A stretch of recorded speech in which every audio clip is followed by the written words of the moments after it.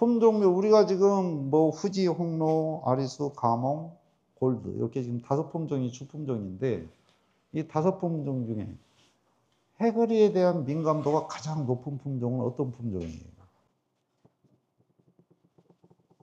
후지가 가장 민감해요. 그래서 후지가 해거리 현상이 다른 품종에 비해서 좀 많이 나오는 편이죠. 근데 우리는 홍로 농사를 짓고 있으면 홍로를 제일 먼저 하고 그 다음에 후지를 해요. 그러다 보니까는 후지 품질이 떨어지고 해거리가 오는 경우도 많고. 그래서 저는 이렇게 있으면 저는 이걸 먼저 시작해야 한다고 그래요. 후지 먼저. 정례는 주로 홍로를 하죠. 근데 얘도 적극적으로 해줘야 돼요. 액화 적극적으로 제거를 해줘야 돼요. 근데 요게 90% 하면은 이제 후지 주품종으로 재배하시는 분들은 후지도 정례를 상당히 적극적으로 해주고 계세요. 특히 경북 쪽은.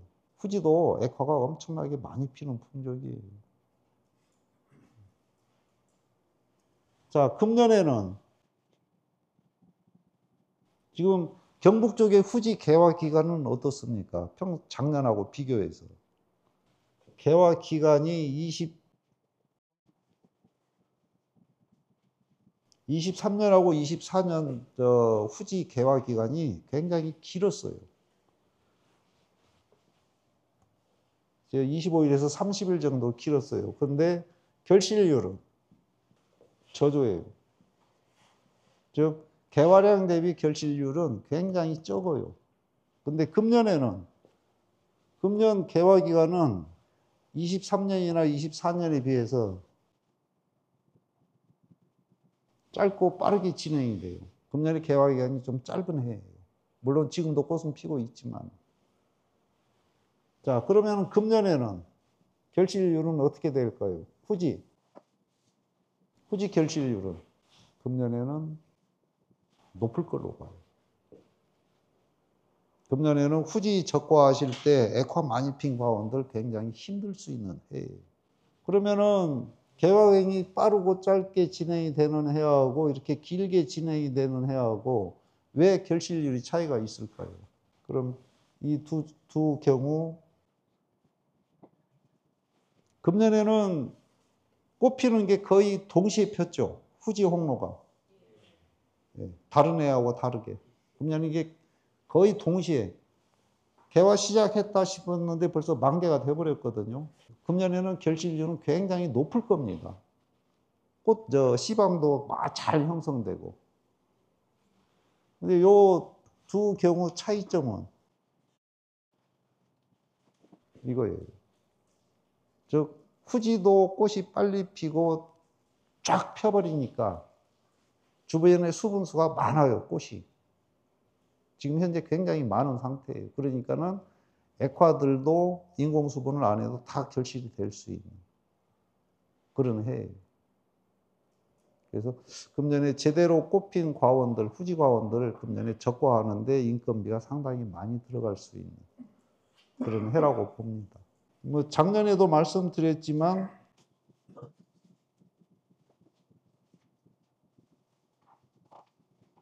이 차이예요. 정화는 수명이 길어요. 꽃 피고 3일, 5일 안에만 수분이 되면 수정이 되는. 근데 액화는 수명이 좀 짧아요. 즉 꽃의 활력이 떨어집니다.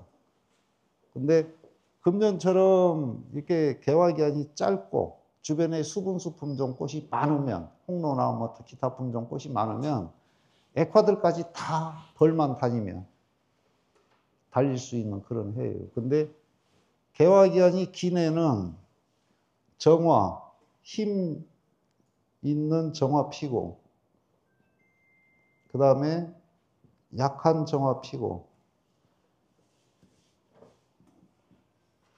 그 다음에 액화 피고 여기에는 그래도 어느 정도 수분수가 충분히 있어요. 후지 이 정화가 필 때는. 근데 액화 필 때는 수분수 품종이 꽃이 거의 없는 그런 해예요. 그래서 개화기간이 긴 애는 후지 결실률이 상당히 떨어지는 그런 특성을 가지고 있습니다. 근데 금년에는 어찌됐건 간에 적과 인건비는 좀 많이 들어갈 수 있는 해예요. 그 대신 많이 지출이 되면 금년에는 소득액은 더 높아질 수 있는 해예요. 그래서 금년에 적과하실 때 인건비 들어가는 거 많이 들어간다고 투덜거리시면 안 돼요. 인건비가 많이 들어갈수록 금년에는 드러내놓고 좋아하지는 마세요. 그냥 속으로만 좋아하세요. 적과 인건비가 많이 들어갈수록 그 과원은 소득이 그만큼 높아져요. 이건 어느 해나 마찬가지입니다. 그래서 금년에는 적과 인건비를 좀 많이 지출을 하세요. 1차 적과 시작 시점을 언제로 잡으세요? 만개 후 며칠부터 적과 시작하세요? 20일이요? 장수 지금 홍로 만개기가 언제예요? 장수 지역 홍로 만개기. 장수 읍 기점으로. 아니, 지난 줄은 알고요. 4월 20에서 22일 이때쯤 되죠? 그러면 1차 적과 시작은 5월 5일이에요. 근데 우리는 보통 보면은 만개하고 한 20일 돼야 적과 시작하는 분들이 의외로 많아요. 늦어요. 그래서 1차 적과를 빨리 시작하면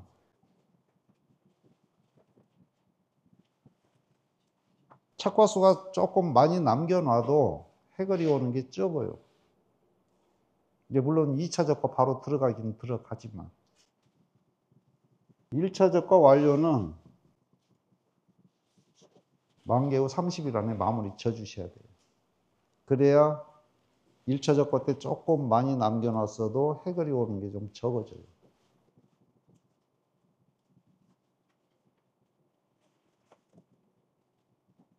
요거 때문에 그래요. 만개 후 28일경 한 20일이 지나면 종자가 이제 성숙이 돼요. 그러면서 거기에서 지배력이 급격하게 만들어지기 시작하거든요.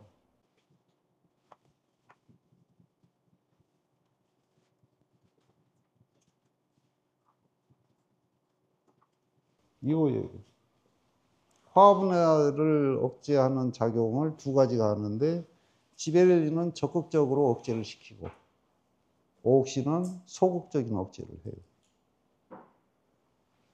그래서 28일경부터 지베렐린이 급속하게 생산이 되기 시작하기 때문에 이 안에 1차 적과를 마무리를 지시라는 거예요. 그리고 지금 최근에는 거의 인공수분들 많이 하셔요. 인공수분 하면은 종자수가 많아지고 이렇게 연결이 되거든요. 그래서 1차 적과를 빨리 하라는 이유가 바로 이것 때문에 그래요. 그해 굵고 좋은 과일을 많이 따라는 게 아니고 결국에는 이거예요. 1차 적과하는 목적이. 그래서 빠른 경우에는 만개 후 10일이면 시작해도 돼요, 사실. 근데 이제 금년에 냉해가 심하기 때문에 한 5일 정도를 늦춰서 하시라는 거예요. 그리고 한 일주일 쉬었다가 2차 적과 시작하시면 됩니다. 거리 적과.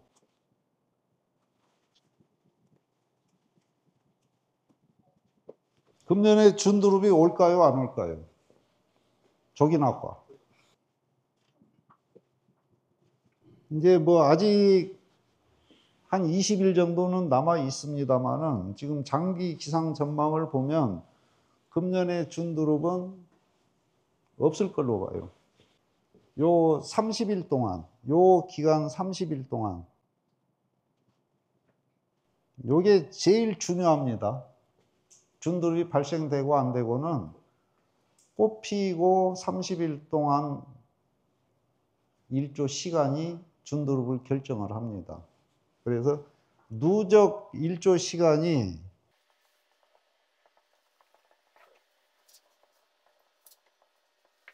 30일 동안 누적 일조 시간이 220시간 이상만 되면 유월납과, 즉 조기납과, 준두릅은 거의 발생하지 않습니다. 요거는 제가 몇 년 동안 준두릅이 있던 해하고 그 다음에 이게 제가 몇 년 동안 한 달 동안 기상여건, 일조 시간 이런 걸 계속 제가 분석을 했었거든요. 근데 200시간이 안 되는 해에는 준두릅이 조기낙과 현상이 굉장히 강하게 발생이 돼요. 그게 2018년인가 그랬습니다. 그리고 2020년인가도 한번 준두릅 현상이 있었고, 그 다음에 22년에도 준두릅이 약하게 있었어요. 근데 그의 공통적인 특징이 개화 기간 동안에 구름 낀 날 많고 비가 자주 오던 해예요. 근데 지금 금년에는 기상 여건이 개화기 이후에 굉장히 좋아요. 그래서 금년에는 조기낙과 현상은 거의 없을 걸로. 이제 앞으로 기상 여건이 어떻게 해주냐에 따라서 달라지겠지만 지금 장기 전망을 보면 일조 조건은 굉장히 좋은 걸로 이렇게 보고 있습니다. 오히려 감홍도 올해 같은 여건이라면은 적과량이 좀 다른 해보다는 좀 많아지지 않을까 싶습니다. 그래서 감홍도 금년에 뭐 보통 6월 하순쯤 하라고 그러잖아요. 근데 그보다는 조금 한 일주일 정도는 땡겨서 하는 게 좋지 않을까 싶습니다. 근데 감홍이 의외로 해거리가 많이 옵니다. 그게 아마 그 적과 시기, 그런 이제 품종 특성 때문에 적과 시기를 이제 늦추다 보니까는 더 그러는 것 같아요. 그래서 감홍도 6월 안에는 적과를 마무리해 주는 것이 좋지 않을까 이렇게 보고 있습니다. 근데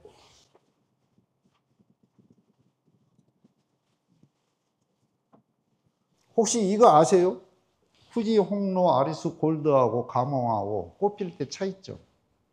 개화 시기를 제가 말씀드린 게 아니고 꽃의 차이점. 똑같은 이런 결과지가 있다면은요, 후지홍로, 아리수, 감홍하고, 골드하고, 이런 기타 품종하고 감홍하고 차이점은 딱 하나예요. 이 차이예요. 감홍은 정화가 됐건 액화가 됐건 과대가 길어요. 다른 품종에 비해서. 후지나 기타 품종이 이렇게 되면 이건 뺀질이죠. 근데 이건 안 그래요. 이게 우리가 농사는 짓는데 안 본다는 거예요. 이런 품종 특성 차이를 좀 주의 깊게 보면 재미가 있거든요. 근데 이런 걸 안 봐요. 꽃만 봐, 이것만. 그건 주품종, 보조품종 가리면 안 돼요. 내가 심어서 관리를 하고 있으면 다 내 품종이에요. 그거는 여기에요. 지금 그의 다축이죠. 아마 이런 결과지.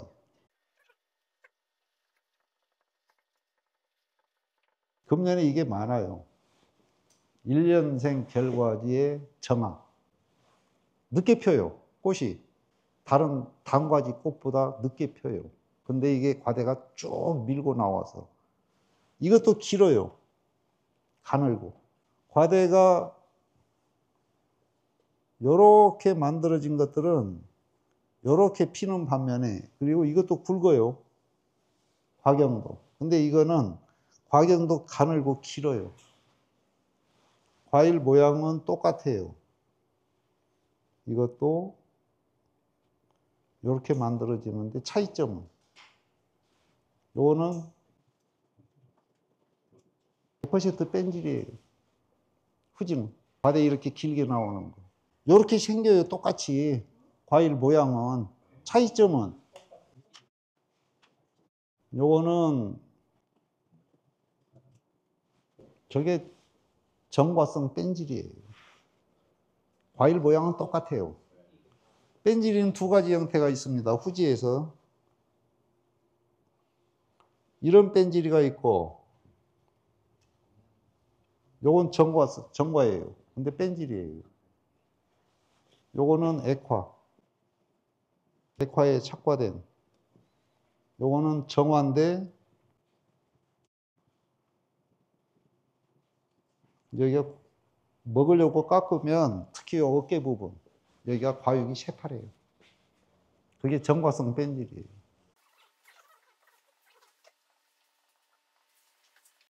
낙하호 방지는 전국이 지금 다 이걸 씁니다.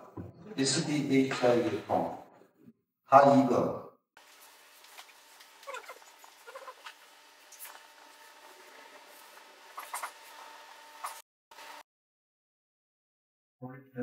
볼트. 카리스, 미레빌, 골드타임, 그 다음에 비기네.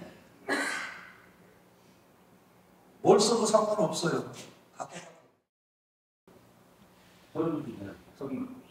선두질라고 있나요? 네.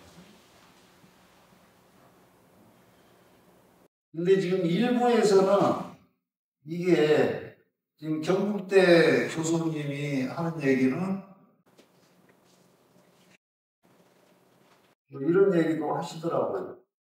근데 지금 일부 지역에서는 교육을 어떻게 받았는지는 모르지만 볼트타임을 쓰면 과신 곰팡이병이 많이 생긴다고 그거를 방제를 빼고 하는 지역도 있거든요. 낙하 방지지? 하면 맛이 떨어지면 안 좋고. 맞아요. 고농도로 쓰면 맛이 떨어지는 건 사실이에요. 낙하 안 되면 굳이 쓸 필요 없습니다. 수정이 되고 여기 크게 형성되는 과일들이 있어요. 홍로에서 왕관. 근데 이런 경우가 있어요. 꽃잎이 늦게까지 물고 있는 과일들. 특히 이제 이런 과일이 주로 지배적인 계통 비대지를 쓰는 경우에 이런 과일들이 많이 형성이 되거든요. 이런 거는 꽃잎을 물고 있는 과일들이 있습니다. 적과할 때까지. 그런 과일들은 어느 경우라도 특히 홍로에서는 거의 90% 이상 과시못하거든요. 그래서 적과하실 때 아무리 크고 좋아 보여도 꽃잎을 적과할 때까지 물고 있는 과일은 가급적인 적과를 해주시는 게 좋아요. 그래야 팔고 나서 욕을 안 먹어요. 오래 사시려면 저거 많이 달아놓으면 됩니다. 적과할 때. 아, 네. 그 꽃잎 중에서 균이 들어가요. 이게 요 꽃받침이 이게 시간이 지나면 이게 딱 안 붙들어야 되거든요. 근데 꽃잎이 있으면 공간이 형성이 돼요. 그래서 기말 이슬이 내릴 때 이 공간 사이로 물이 들어가면 곰팡이균까지 같이 들어가요. 그래서 특히 요 홈이나 쓴 홍로 바원들 그런 바원들이 이 가시곰팡이가 굉장히 많아요. 이걸 안 써도 꽃잎을 물고 있는 그런 과일들이 있어요. 이거 아무리 대관은 나옵니다. 근데 이런 과일들은 가시곰팡이에 걸리기가 쉬워. 그런 특성을 가지고 있기 때문에 적과할 때 이런 과일은 가급적인 제거를 해주시면 아무리 좋아요. 요거는 23년에 저 충청북도 영동군에서 있었던 일입니다. 정화가 망가져 버렸죠.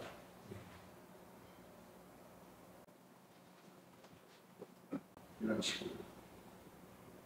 저게 극단적으로 생장을 억제시키면 저런 피해를 봅니다.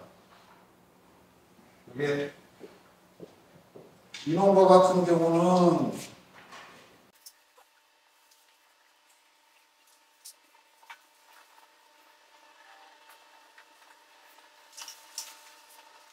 이렇게 했어요.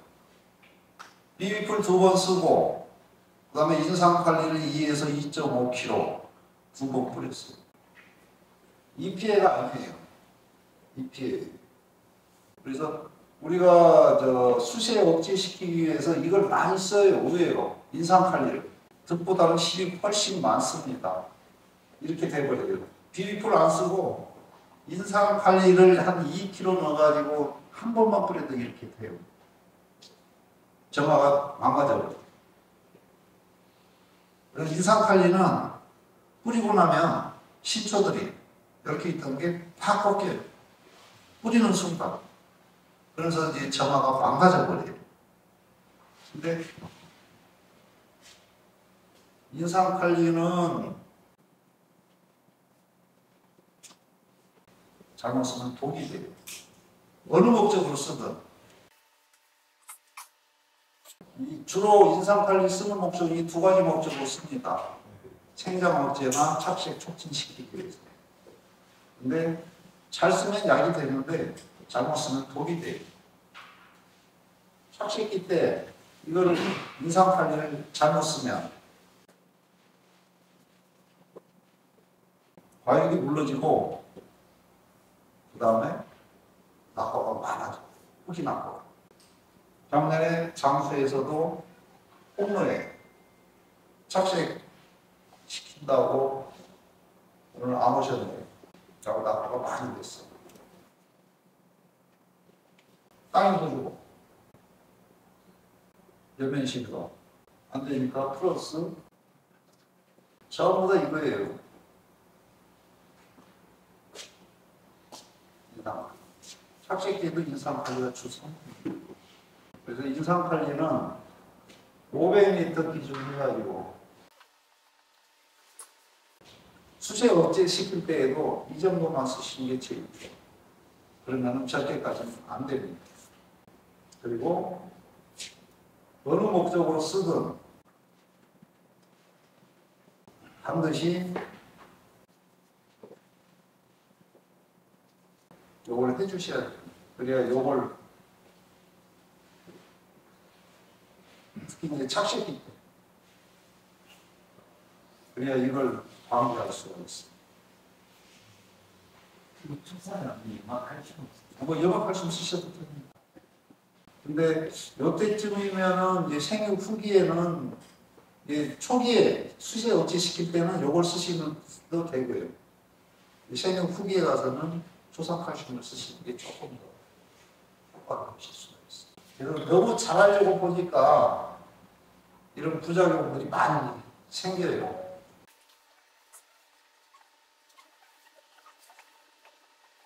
그래서 아리수는 8월 상순, 감옥, 아리수는 8월 상순, 감옥은 8월 하순.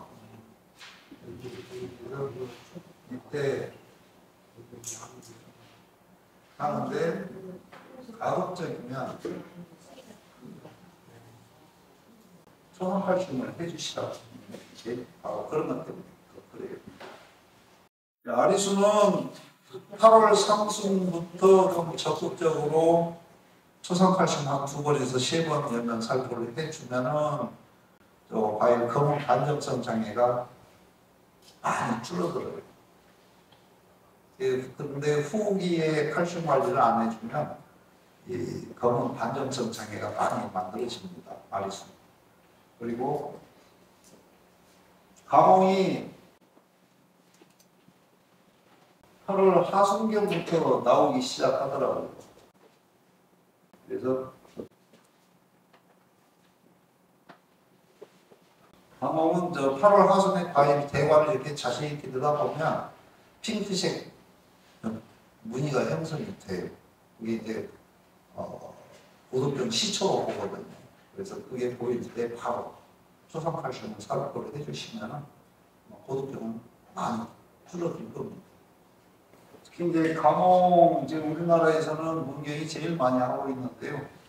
아마 그런 8월 한 20일경부터 이렇게 과일 표면을 잘 살펴보시면은 약간 옅은 핑크빛 무늬가 형성이 돼요. 그때 바로 칼슘제를 해주시는 것이 좋습니다. 이제 다촉하시는 분들이 수세 때문에 이제 비비풀 이제 많이 사용하는 경향이 있거든요. 근데 비비풀도 2년 썼으면 한 1년 정도는 띄워서 쓰시는 게 좋아요.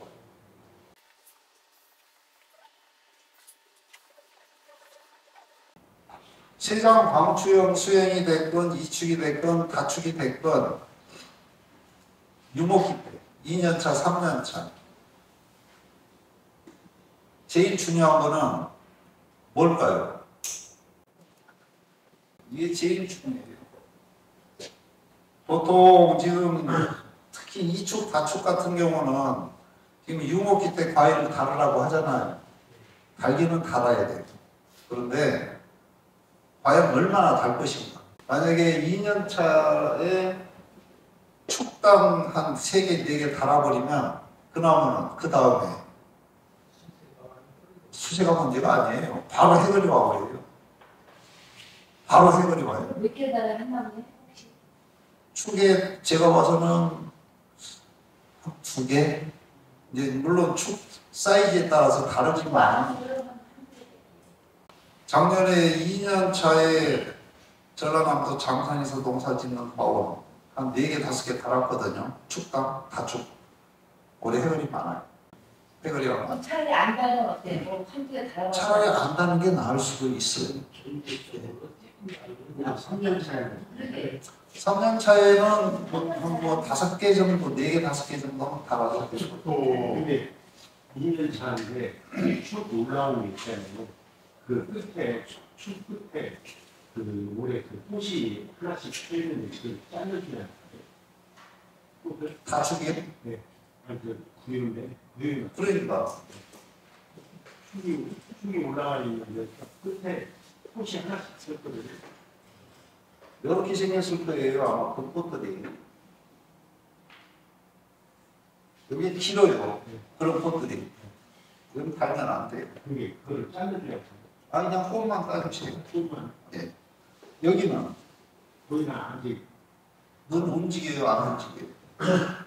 거의 이런 거 나와요, 안 나와요? 이게 아직 안 나왔어. 아무것도 안 나오죠. 그걸 잘라줘. 자르지 말고 톡 떼버리시고. 그럼 요거 잘 나올 거예요. 그래서 이렇게 돼버려요. 극단적으로 수시를 억제시키려고 하면. 네. 그래서 절대 우리가 수시를 안정시키기 위해서 너무 극단적인 방법을 하지 않도록 그렇게 해주시기 바랍니다. 근데 꽃은 펴요. 네? 꽃은 여기서 펴요. 여기에서. 금년에 지금 개화기 기상 여건으로 보면 여기 지금 23년에 있었던 그 냉해 피해거든요. 올해 이걸 심 많을 걸로 봅니다. 이게 많을 걸로 봐요. 그래서 조금 적과할 때 조심스럽게 해야 되는 그런 해라고 볼 수가 있어요. 저거 할 때 그 표시가 나나요? 보면 이게? 저거요. 저거 할 때 그게 보이라. 이제 이런 증상이 나오기 전에 어떤 형태가 띄냐면요. 요거는 이제 적과 끝나고 난 후에 나오는 증상이고, 적과할 때 어떻게 확인을 하시냐면 요 부분. 처음에는 약한 노란색 띠를 형성할 때, 그러다가 이제 과일이 커지면 이렇게 돼요. 그래서 적과하실 때 그 부분 좀 꼼꼼하게 살펴보시는 것이 좋습니다. 근데 이제 다축 재배에서는 너무 적극적인 정례 적화를 하다 보면 수세가 강해질 수 있는 거는 있어요. 그래서 수세가 약한 개체들은 정례 적화를 적극적으로 해주는 게 좋고, 좀 세력이 강한 그런 나무들은 정례 적화를 가급적이면 안 하고 꽃을 피워서 나중에 적과할 때 그렇게 해주는 게 맞지 않을까 싶어요. 이제 요거는 이제 식물 생리에 이제 근거해서 그렇게 하는 게 더 나무를 안정시킬 수 있는 그런 방법이라고 볼 수가 있거든요. 근데 그거는 매년 재배하면서 경험치가 축적이 돼야 돼요. 이제 유목기수량은 다축이 더 높습니다. 유목기수량은 훨씬 높아요. 근데 성목이 되면 이게 역전이 될 수가 있거든요. 지금 보통 세장방 주행 한 7, 8년 차 되면은 후지 같은 경우는 보통 5톤, 6톤 나와요. 300평에서.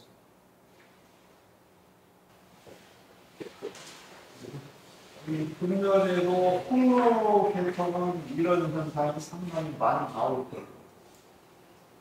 이 정도 되면, 이 정도 증상이라면은 수확기 때는 거의 표시가 안 나거든요.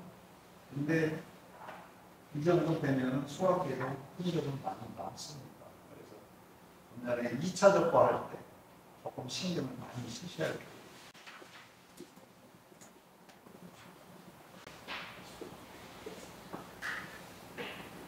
(23년) 개화기 기상 여건하고 금년하고 비슷한 것 같아요. 금년에 홍역의 동기를 기회가 많이 나오지 않을까 이렇게 보고 있습니다. 이제 후지는 이런 이제 동로 금년에 좀 많을 걸로 봐요.